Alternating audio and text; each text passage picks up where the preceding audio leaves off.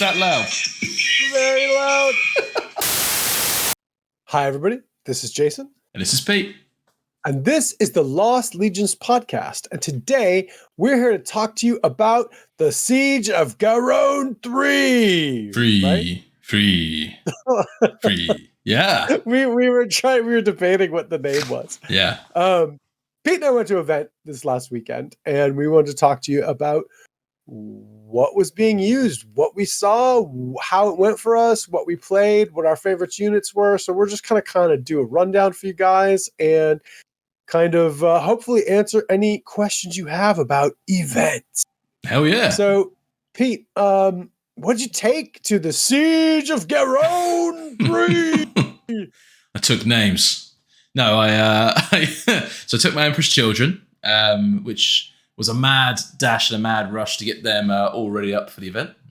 Do you want a little list breakdown? Should we go through that? Yeah, do a list breakdown. So I'll bring up some pictures. So we got what you took. Yeah, so we got the where are we? So for those that are not listening and watching, we took a super elite Emperor's Children list that was painted up within a few weeks. That was the idea behind it. That's the royal we, not the royal we. Yeah, exactly.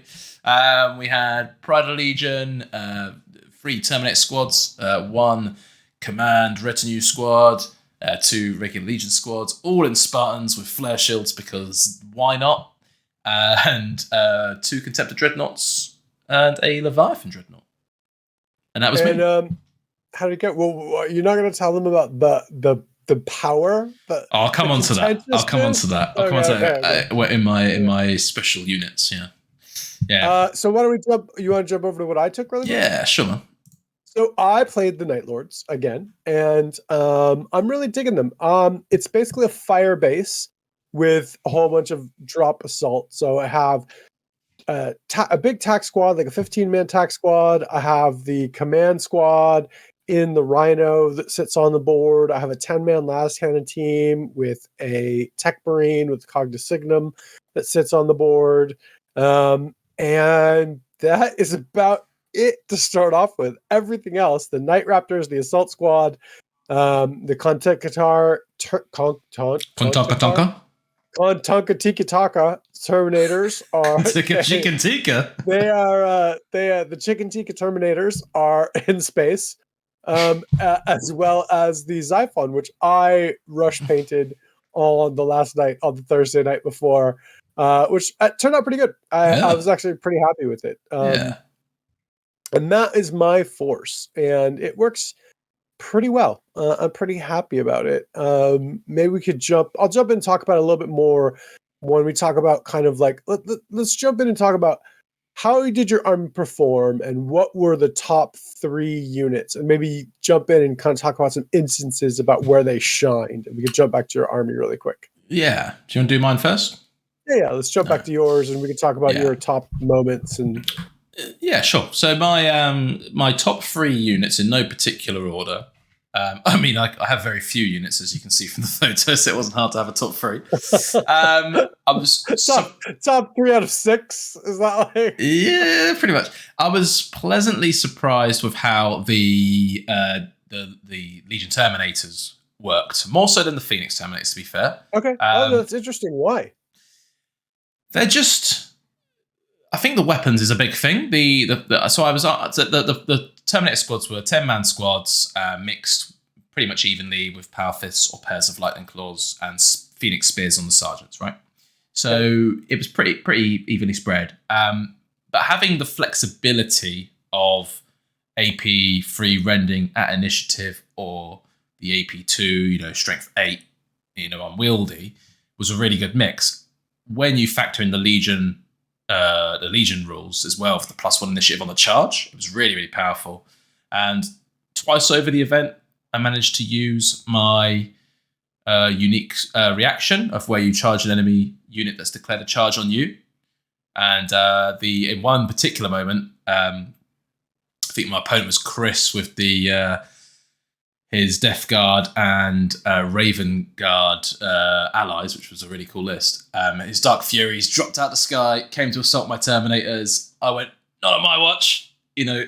Hold them here, span round, charge them back instead. And then my Lightning Claws were slicing and dicing at Initiative 5 against the Dark Furies. It was an epic moment.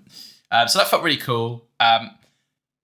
It was just nice to have a standard unit being influenced by the Legion rules, right? So the +1 initiative on the charge, making the Terminators more heavier hitting, I guess. Plus the Sonic Shrieker rule of the enemy being at -1 to their to hit roll turn on the first round of combat made a big difference for how they played, if that makes sense. Yeah. So I was pleasantly surprised by them. You know, they fought off a Huskarl unit one game of the first Imperial Fist player. To be fair, his name was Jamie. To be fair, the Huskarls did fluff their to hit dice a little bit, but they managed to hold off, which you would not think they would do. And again, fighting the Dark Furies, right? So two like pretty good elite choppy units, and they were holding their own against them. Legion, and these are Legion Terminators. Just Legion Terminators, yeah. Yeah, okay. Yeah, so for those that don't know, Sonic Shriekers cause the enemy unit to be -1 to their to hit rolls the first round of combat, unless they're fearless. So it just makes a big difference for anything that's, relying on hitting you on 3s or 4s, becomes 4s and 5s. So I'm not boosting myself as such, but it's negating the enemy. So that was quite cool. The unit which I was expecting to do particularly well, and it definitely lived up, is the Spartan tank. Yeah. Man, those things are so tough. I know I've gone on about this on a number of episodes, so if you've watched this before, and it might just appear that I'm constantly picking up flare shield vehicles. I don't mean to, but man, oh man, they really did come into their own. Well, you do love them. I do love them. You me too. Yeah, just bullying. And I keep going on about it, but again, second game against Jamie with his Imperial Fist, lovely army, by the way. Fired the Spartan into the 10-man las cannon squad across the table. They returned fire. To be fair, they did 3 glancing hits on the Spartan, which was pretty good from 10 shots. I reduced them down to 5 men. They've blown their reaction at this point. So then my Leviathan with storm cannons just took the rest of them out. Right? So the Spartan was just allowing the opener, if that makes sense, for then the army to pick them off. Much like how you've discussed, Jay, about using recon marines to blow a reaction against a las cannon squad or something on those lines. You want to bait reactions out. Actually, this came up in Ian of mine's game, and he did the same thing to me. And it was like, I knew he was baiting reactions against me, right? But it's sort of like, well, am I going to be able to fire like if I don't do this? So I'm going to do it, right? Like, and I think it's just part of the new part of the game that you need to wrap your head around, and you need units that you can do it with. Yeah, and exactly. I think that, like, your love of basically making people crack their las cannons against your flare shield works really well. And like we've been talking about this, and the only 2 armies that I wouldn't do it against, and we were really surprised when we realized that they're both traitors, is the Iron Warriors and the Night Lords are the 2 legions not to do that with, because they can both blow up your Spartans through your flare shields, which happens more than you'd think with Sunder. Yes. Because they need 6s to pen. Well, okay, so we didn't roll pens. Let's re-roll. Oh, look, I got a 6. Oh, look, I got a 6 again. Boom. Yeah, exactly. And fortunately, playing traitor, I should never play Night Lords or Iron Warriors. Yeah, exactly. The same thing happened to me in my game when I was fighting Ferrus Manus. I shot his Spartan, and I immobilized it. I didn't blow it up. And at that point, I think I had 1 whole point left, but Ferrus Manus was in my face, so I had other problems to deal with. I was like, oh, you're immobilized. You are no longer a problem for me. Yeah, that's so good. But it's not even just about being able to bully squads, right? The power of the machine spirit, which I know other vehicles have as well. I think actually Land Raiders and Storm Eagles, I think that's pretty much it. Maybe Fire Raptor as well. Yep. Anyway, the ability to fire all those guns at different units. I didn't really think until I was in the game, but that helps with night fighting a lot. Because the dreadnoughts don't have searchlights, right? So I was able to tag and light up squads with my Spartans really easily. The box knots do. I'm not sure. Yeah, you're right. No, regulars don't, but box knots do, yeah. Or box knots can purchase them, I think, for 5 points. Yeah, I kept seeing people have box nods, but you're right about the Spartans, because the thing that's really weird is because the way searchlights work now, and not everyone kind of realizes this, you have to shoot at someone to light them up. And because you can shoot it through things, like, so in our game, my game with Ian, he drove his Land Raider out and shot 3 different units so he could light them up for the entire army. And that was a cool thing to do. Well, it was cool and it sucked. But yes. yeah, exactly. It's Power Machine Spirit is really good for night fighting, and especially if you're fighting Night Lords and it's night for 2.5 turns. It can be really key. Yeah, that and I've been running the multi-melters on them as well.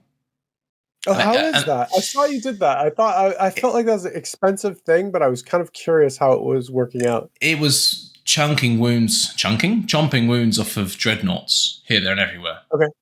Which is always a good thing. I very nearly, I baited a movement reaction, which allowed me to turn and drive a Spartan forward to an enemy Spartan. So long story short, the enemy Spartan had shots on if it came around a corner, it had shots on my side armor. It came round, ended its move within 10 inches or so. So I did a movement reaction and turned him to my flare shield and drove forward to him. So we were 6 inches away. So the enemy player thought, well, I might as well just shoot him with my las cannons into the flare shield. And I was like, that's cool. I'll return fire with my Spartan. Because now I could return fire with that multi-melter. Yeah, because pintle-mounted weapons can always return fire. And I don't think people realize that. And you get +1 BS when you do shooting reactions on vehicles with Emperor's Children. So I'm hitting on 2's twin link. And I get the pen and I roll a 4, I think, on the blow-up chart.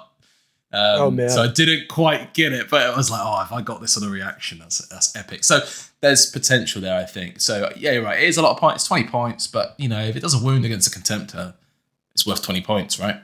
So what's your third top unit that you had, and why? Third guy is this little guy here, this one here.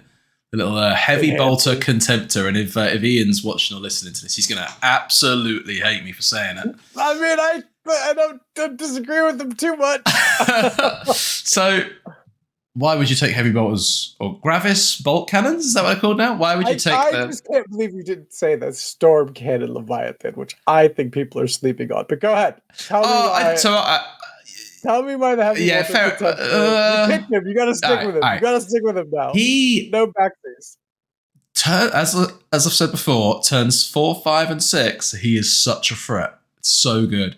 He was mopping up guys off of objectives, literally what he's designed to do. Just go, cool, I'm 48 inches away, and 3 or 4 dead Marines, 3 or 4 dead Marines, 3 or 4 dead Marines, and no one's touched him, and no one can touch him at that point. Anybody who's not part of our chat, this is Ian and I have given Pete tons of shit. We were like, whatever, beta strike, we're all your beta strike Contemptor, and Pete's like, it's perfect, no one will shoot at him, and he'll clean up the objectives later in the game. But from what you're saying, he worked exactly like you had planned him to work. Yeah, I was not surprised. I had every ounce of faith in this man. The thing is, you put from the beginning. You put conversion beamers on him, he's a target straight away. You put las cannons on him, he's a target. You put multi-melts on him, he's a target. You put heavy bolts on him, everyone's like, that's cool, bro. no, way to be fluffy. Yeah, and hey, BS5, 12 shots twin link, don't miss. I can tell you that much for free. And then you put in.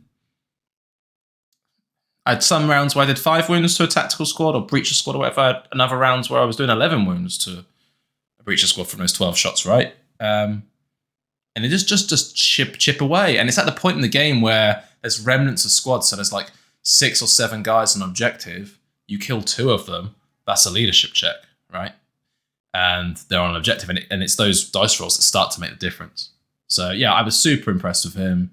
His Havoc launcher successfully wounded the Leviathan dreadnought, which I know is just really bad because the defending player had a 2-up rerollable save for being heavy against blast and rolled 1 followed by 1, which was just fun. But other than that, no, he was good. I actually, the autocannon one, I'm dropping because I was going to I say, was we not didn't talk impressed with about the this, autocannon. but what was the worst? Yeah, the This is what I thought you were going to get around to. Yeah, the autocannon Contemptor. This one here, just not enough shots. He has a helical targeting array, so he did intercept a lightning and just tore it to pieces, and that was like, okay, he's kind of built to do that, so that's cool. Yeah. But that was only because the opponent had a flyer, and there weren't many flyers there, right? But yeah, no, all in all, any key moments that you want to talk about that were clutch with any of these guys that you can think about off the top of your head? No, I think the biggest one has already been said. It was the Terminator squad successfully countercharging the Dark Furies coming in at a deep strike, and then making them run on his table edge off the board was great. It was great. It was great for me, right? Sorry, Chris. It was an epic moment for me. There wasn't any other. And there's nothing that was crazy standout, right? Yeah, let's go into Let's jump over to mine, and we'll talk about what stood out for me. So your top three, go for it. So my top three were, of course, I'm gonna have to say the Las Cannon squad, and where are they? You know, it's. I think that they are on these guys here, right? Yeah, they're there. So the Las Cannon squad with the Tech Marine is just standout, right? And honorable mention to the Recon squad, but again, like I discussed before, I will bait out reactions. I will shoot someone else's. I did this in my game with Ed against the Iron Hands. I shot him with the Recon squad first, so he of course had to shoot back with his Las Cannon squad, or he would be pinned, or he could be pinned, right? Yeah. I didn't think of the pinning mechanic on that actually. Yeah, that's why I like to shoot. That's a great idea. I didn't realize that. I actually think that 2 5-man recon squads are the way to go for that reason, right? Because you're going to bait people's reactions out. You're either going to be out of range of them, or you're going to bait the reactions out. And their Las Cannon squad's going to want to shoot you back because you're going to pin them. Or they're going to be afraid that you're going to pin them. So at that point, after that, you can shoot them with your Las Cannon squad. And that's exactly what happened with my game with Ed. And I think I took out half of his Las Cannons. And then, so I think that they're good. I mean, they're good against vehicles. The Night Lord ones are especially good because we've talked about it, because they can pen through flare shields. In my game against Ian, the 10-man Las Cannon squad, they didn't kill his Land Raider because they ended up immobilizing it and leaving it with 1 hull point. But again, at that point, they had other targets that were more of a priority. So it was my Rapiers took out his first Land Raider, my second one, my 10-man Las Cannon squad immobilized it, but nobody could get near them. They're just sitting in the back of the board, just absolutely mopping up people. And, they're a really good squad. And I think that they might be a little too good. And this is a topic for another time. But my advice to deal with them is bait them out with a recon squad or something else. Or like Pete said, shoot them with a Spartan where they can't actually pen them. And they can just hit their flare shields and glance them back. Yeah. And, you need to think about this because people run these 10-man Las Cannon squads now, and they are tough to deal with. I think the thing you don't want to do is just let them sit there and shoot over and over and over again every turn. Yeah. You want to do something against them. Every game table. So there were 16 of us, wasn't there? And I think one moment every table there was a 10-man Las Cannon team on there. So at least in one players, table. Yeah, at least one tables, yeah. So approximately half of the players had a 10-man Las Cannon squad, which is crazy, right? They're good. Yeah. I mean, there's definitely a meta. And, my army sort of plays into that because it has the Las Cannons, it has the recons. Where it doesn't is you don't see a lot of deep strike assault. And I think that the Night Lords are very good at deep strike assault because of terror assault, because it's nighttime, and because they cause fear. So my other squad that is my MVP are my Night Raptors. There's 15 of them with an apothecary, and then I have a chaplain and a librarian, and it's almost overkill. They drop down and they just do work. They took out like 5-man Knight Cenobium squad, then they took out half of another one. When they got charged, they just have so many attacks because they're vets with 2 wounds, weapon skill 5. They're just way hardier than you'd think. And then when they land, if they pin, people are screwed because they also have I always forget the name of it. Not Hatred? bloody murder.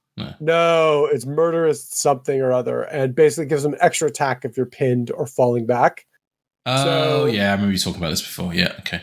So your sergeant goes to have something like 7 attacks with his lightning claws. It's insane the amount of attacks you can do.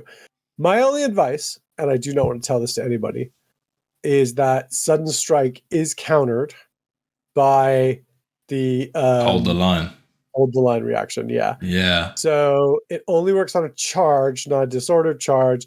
So if you're about to get attacked by a unit with sudden strike, hold the line. Otherwise, you're going to get mowed down by the Night Raptors. They are really good. Amazing unit. Way better than they look on paper. And then the third unit that always impresses me is my HQ Delegatus, the Pale Count, and his little living room. I don't think we have a good picture, but yeah, he's somewhere in here, I guess. Yeah, this guy. Yeah, right there. He's in the front with his command squad. And what I usually do is I just hang out in back with him, and then he drives forward near the end. He's sort of like Pete's heavy bolter Contemptor, but scary. Only half as cool. Jesus. But he's also like 500 points of sitting in the back shooting his las cannons. Yeah. So, he's good, but he always is good to mop stuff up at the end, and he runs up and he just kind of like does dirt. Special honorable mention to the very first time I used the Xiphon. They came out exactly like I thought it would. Everyone was surprised at how good the weapons were, including me. It doesn't have enough weapons to really kill much. Okay. But it does put hull points on vehicles or contemptors. It's annoying. It finally gets shot down when someone actually pays attention to it. They got shot down in like 2 out of 4 games. But the other 2 games, nobody shot at it. It just flew around, like just putting shots into things. Yeah, they're okay. They're okay. Like it's for 105 points. It's great. Mine had night vision, so it was 120, and so it's not bad for that much firepower. But I mean, like you're also missing turn 1 with it. Sometimes you have to fly off because it is the angles and stuff, right? Yeah, it has a neat cap thing though, where like it has a special reaction. If they have a flyer that comes on, you can declare your combat air patrol reaction. Yeah. So you put it in combat air patrol, and then it comes on right after they come on, and it gets to shoot them for free. So it's cool if somebody else has a flyer. Nobody takes flyers. I got to do it against Ian, which was really fun, and he had a blast with it, and I had a blast with it. But like, that's about it. I mean, most of the time it just flies around and looks cute and like shoots people.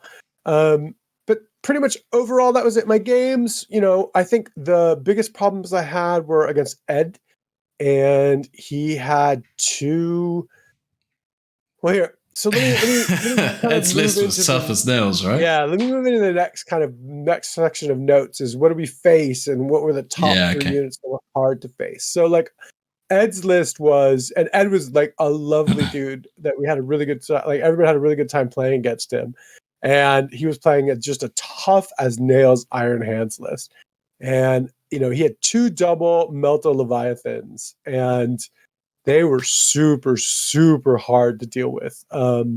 He was getting surprised when I landed next to him, and my telepathy librarian, he thought I was just going to charge it against the Melta. And I'm like, my telepathy librarian turns off the reaction. Then they charge in. He was like, oh, well played. And the Night Lords are actually kind of strangely good against dreadnoughts because they wound them on 5s. Yeah, okay. Against the Leviathan, I had to rend, but I had so many rending weapons again, like it was no problem to take them down because I had all the lightning claws, all the power swords, everything rends. So like taking him down with that many Wrens was not that big of a problem. Strange to say. Yeah. But yeah, the double melted Contemptors are really, really, really brutal. The other thing I've seen that dominated the field, and again, I did the same thing. I landed and took him down right away, was the double conversion beam Contemptors. And I've seen a few of those, and they just wreck Spartans. They just wreck anything. We saw a lot of those on the field. I definitely saw more than 3 or 4 people had them. And they were definitely prevalent and really good, and they're very strong. And then again, the other one that I talked about, and I fought against this in Ed's list, and Ian didn't have them, so I only fought against one of them, was the 10-man las cannon squad. And the special mention that I want to make is that fighting Primarchs, especially I had to face Ferrus Manus and Russ in 2 different games, is really hard without a Primarch. They tear through other units, and you have to like feed them units to slow them down. And I slowed down Ferrus Manus. He's not that fast to begin with, but I kept feeding him squads, and the same thing with Russ. I just kept throwing units in front of him, and the funny part is I won the game against Russ by feeding him units and scoring the objective on the opponent's side of the table. I was like, definitely play the mission. But, you know, overall, I would say that Primarchs are very hard to face when you do not have one. And it's interesting to fight them. I think you have to single them out, and you have to start gunning them down. So you're either going to have to use something like Volkite to take away their squad and then shoot them with heavy weapons, or, you know, it depends what they have. Like in my situation, both of them were in Spartans. Both of them had squads. Russ had like 10 Varangier with him. Maybe Seekers might be a good shout, like with the precision shot. To just take out the Primarch? I would actually argue that, yes, you're maybe right, but I would take out his squad around him so you can then again target him with heavy weapons. Shoot those 10-man las cannon squads at him. My las cannon squad was dead by the time Russ hit the field, so like they've ran off. Always take the frickin' Vixilla. It's worth it. It's worth it because they won't run off the table. It's just worth it. Just do it. Just spend the 10 points. It's so needed. And that's me. That's kind of like my top 3 things that I had a hard time with that I fought. You know, Ed's list was really strong. I find Iron Warriors very strong now. Sorry, Iron Hands very strong. Every Iron Hands player just like slightly had a little tick on their head. They just freaked out. I find Iron Hands very strong. I think that like I almost feel like people are starting to wake up to the fact that they might be one of the most brutal army lists now in this edition. Definitely. And then, you know, I didn't fight them, but again, like Imperial Fists are very strong too. So I thought, So my like top 3 tough units to fight. So I played Imperial Fists twice. I played Huskarls twice. It was my first experience of playing Huskarls.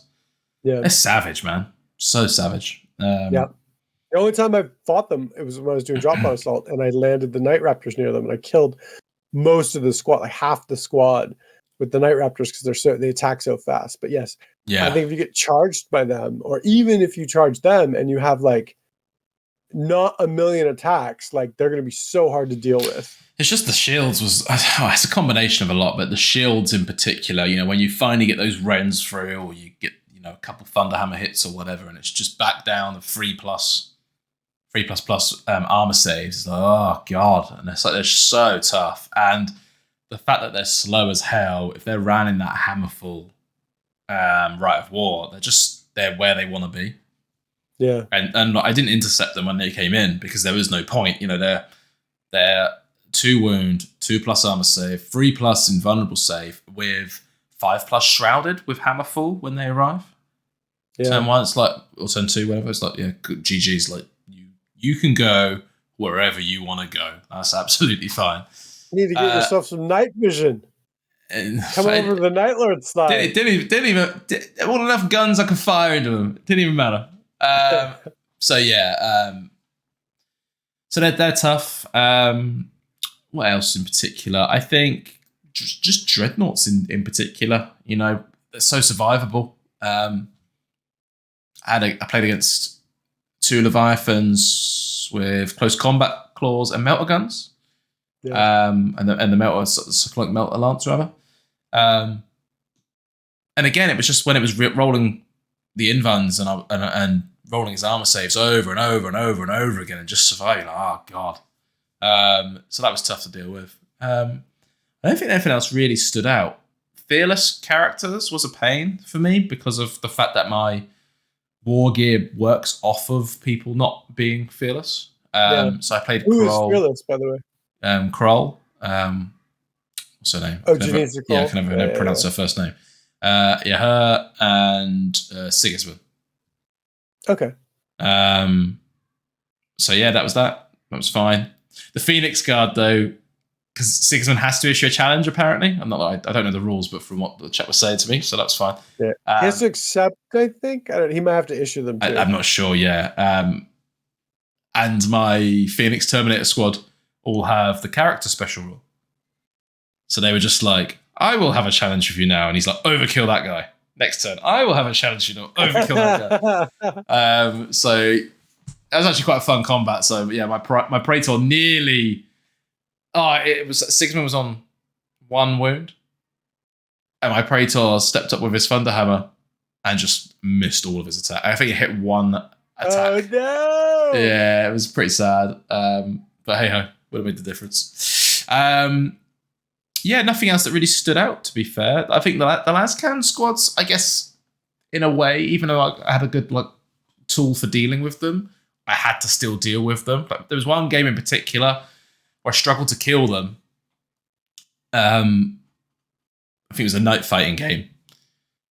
And I didn't get out of my Land Raiders because my Spartans, because the las cannons. Well, I got out once to assault, won the assault, and then I lost 6 Terminators to that las cannon squad straight away. The next turn I was like, cool, I'm just gonna hide back in my boxes again because right. It's like what's the point of me getting out? I'm gonna lose.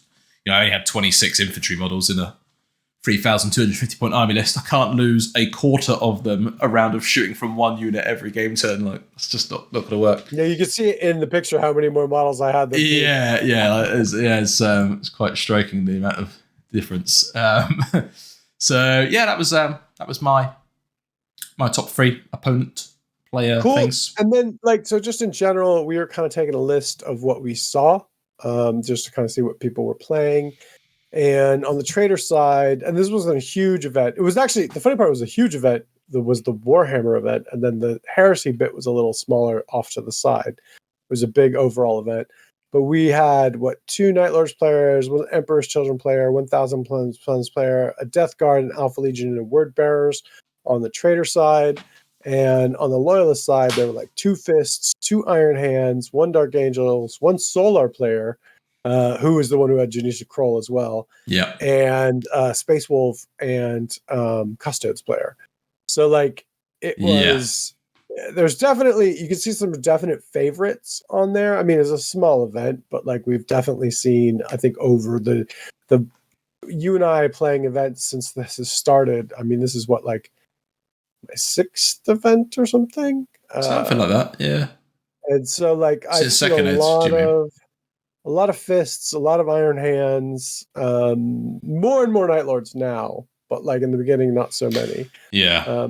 The traders seem a little more spread out, more Death Guard. I think I see mostly. Yeah. To be honest with you, I see mostly Death Guard on the trader side. I think a lot of that's to do with the availability of those heavy weapon kits and that Rite of War that allows them to take a lot of heavy weapons teams as troops. Yeah, it's kind of fitting for their force, isn't it? Yeah. We should give a shout out to the guys though, to Neil and Dries for putting on a cool event. They're part of the Attrition. Is it the Attrition Gaming? Attrition Events? I think Attrition Events. Go check them out on Facebook if you haven't already. If you're in the south towards Southampton, go to one of their events. They're awesome. Yeah, definitely. Thank you guys. It was a really fun event. We had a good time. We learned a lot, and definitely had a very fun event. So thank you guys very much. Perfect. Anything else you want to add? No, that's it. Thanks to everybody for listening, and we will catch you on the next one. Yeah, be sure to give it a thumbs up, subscribe, and go check out the Patreon link if you want to help support the show a little bit more. All the best. All the best? Bye. Why am I signing off with all the best? I don't know. Kind regards. Live long and prosper. Peace.